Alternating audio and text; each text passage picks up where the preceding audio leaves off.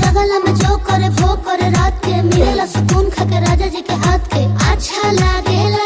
कमर ककरी से भइल काटा हराबा हो गलिया लागेला जान टमा डराबा हो गलिया लागेला जान टमा डराबा हो।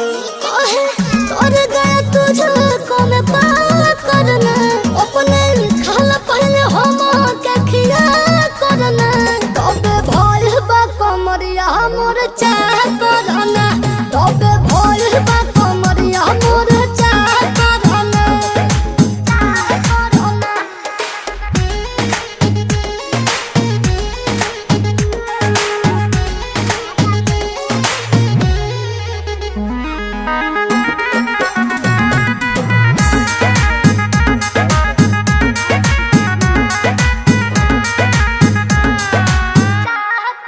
प्रिंस प्रियांशु के प्यार देखे धांसो हर घरे जरूरत रहेली मोर सासू।